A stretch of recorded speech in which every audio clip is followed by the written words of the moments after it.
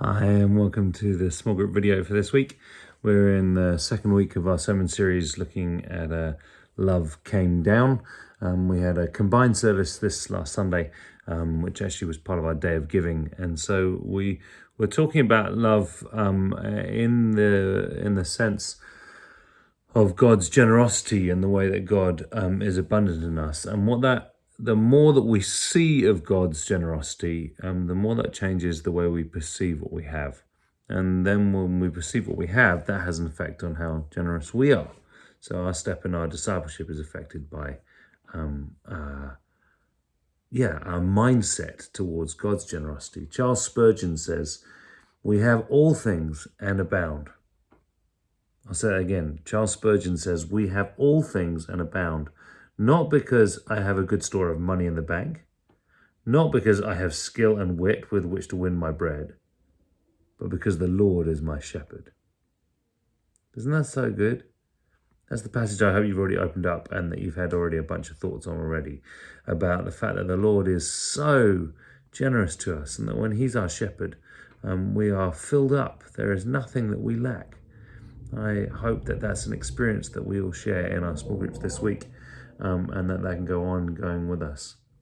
I just want to read you a couple of little bits from Dallas Willard's little book, Life Without Lack. It's a book that was published after his death, compiled from a bunch of his talks on Psalm 23 that he gave.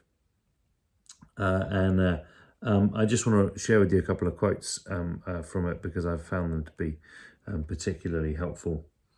In the introduction, the preface, it actually this is not written by Dallas, but by a guy called Larry Bertoft, and he says this: 26 years ago, I was introduced to the possibility of a life in which I was never in need of anything, at any time, from anyone.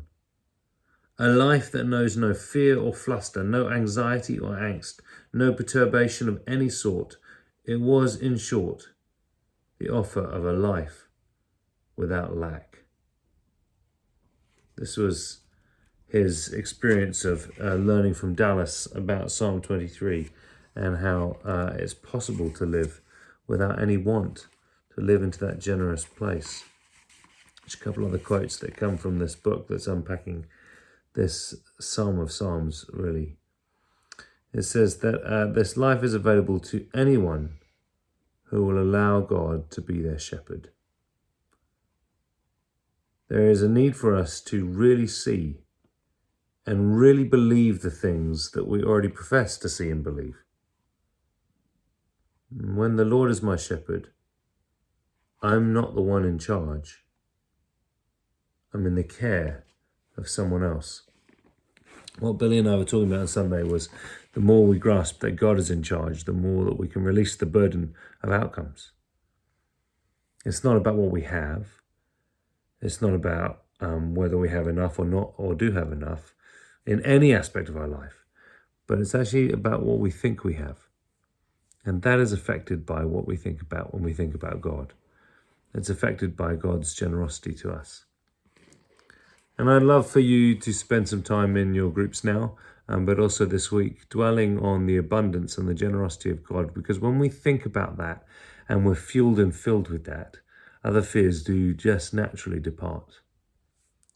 I want to finish this little short video with the closing prayer, one of Dallas's prayers in the book.